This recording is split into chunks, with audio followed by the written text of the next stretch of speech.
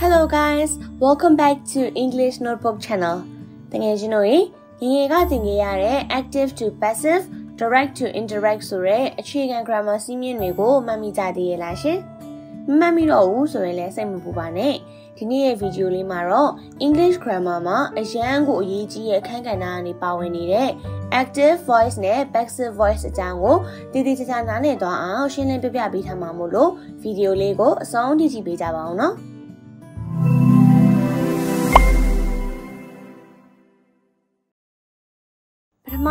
Active voice ဆိုတာဘာလဲကြည့်လိုက်ရအောင်နော်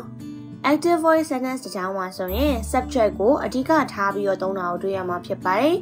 ဆိုလိုချင်တာကတော့ subject အနေနဲ့ action တစ်ခုခုကိုပြုလုပ်နေတာကို active voice နဲ့ဖော်ပြတယ်ဆိုပြီးတော့မှတ်လို့ရပါတယ်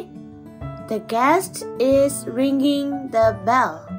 အဲ့ဒီကခေါင်းလောင်းကိုတီးနေတယ်ဒီနေရာမှာ the guest ဆိုတဲ့ subject က is ringing the bell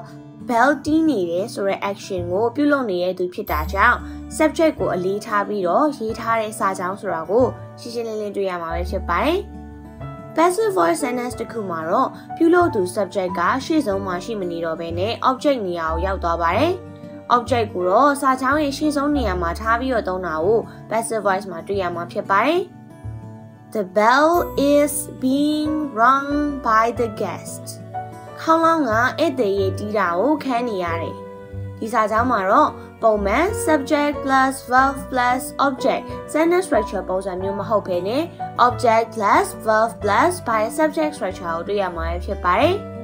အပေါ်စာကြောင်းဖြစ်တဲ့ the guest is ringing the bell နဲ့ the bell is being rung by the guest ဆိုတဲ့စာကြောင်းနှစ်ကြောင်းကိုနှိုင်းယှဉ်ကြည့်လို့ရပါတယ်ဒီလိုနှိုင်းယှဉ်ကြည့်မယ်ဆိုရင်တော့အဓိကပြောင်းလဲသွားတာက subject ရဲ့နေရာ object ရဲ့နေရာတွေအပြင် verb ပါပြောင်းလဲသွားတာကိုတွေ့ရမှာဖြစ်ပါတယ်။ဒါကြောင့် active ကနေ passive voice ကိုဘယ်လိုပြောင်းမလဲဆိုတာကို step by step တစ်ဆင့်ချင်းရှင်းပြပေးချင်ပါတယ်။ First step အနေနဲ့ active voice ရဲ့ object နေရာမှာရှိတဲ့ noun ဒါမှမဟုတ် phrase ကို passive voice sentence ရဲ့ထိပ်ဆုံးဒါမှမဟုတ်စာကြောင်းအစကိုဖြည့်ပေးရပါမယ်။ Kitty mailed the letter. Kitty ကစာကိုပို့လိုက်တယ်။ဒီစာကြောင်းမှာပထမဆုံးအဆင့်အနေနဲ့ the letter ဆိုတဲ့ object ကိုရှေ့ဆုံးကိုပို့ပါမယ်။ Second step အနေနဲ့ကတော့ subject ကို by ဆိုတဲ့ preposition ခံပြီးတော့ရေးပါမယ်။ The letter is blank by Kitty.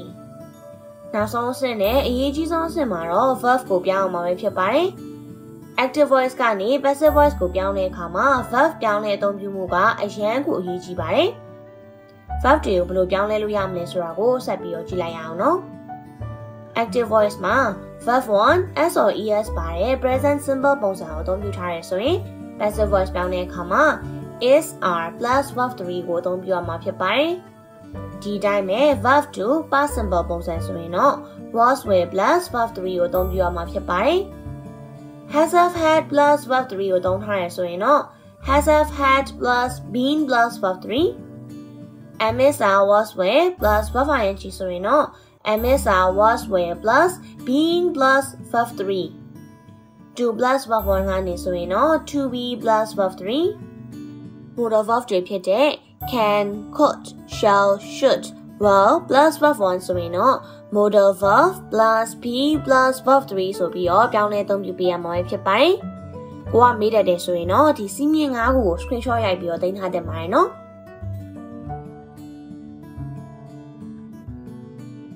အခုဒီနောက်ဆုံးအဆင့်ကိုထည့်လိုက်မယ်ဆိုရင်တော့ passive voice စာကြောင်းအပြည့်စုံဖြစ်တဲ့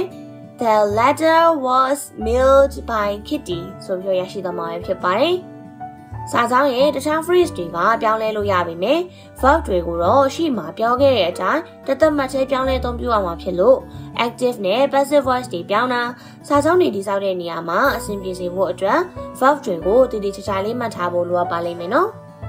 ဒီလိုမျိုးအဆင့်3ဆင့်ပြီးပြီဆိုရင်တော့တခြားနေရာတွေအချိန်တွေကိုလည်းနေရာတခြားထည့်ပေးပါဒါဆိုရင်တော့ active voice sentence ကနေ passive voice sentence ကိုအောင်မြင်စွာပြောင်းတော့ရဖြစ်ပါတယ် active voice နဲ့ passive voice ကိုလေ့ကျင့်နိုင်ဖို့အတွက်စာကြောင်း example လေးတွေကိုထည့်ပေးထားပါမယ်မရတာရှိခဲ့မယ်ဆိုရင်လည်း comment မှာမေးခဲ့လို့ရပါတယ်အဖြေမှန်တွေကိုတော့ဒီဗီဒီယိုတင်ပြီးတော့တရက်ကြာတဲ့အခါမှာ comment မှာထည့်ပေးထားပါမယ်နော်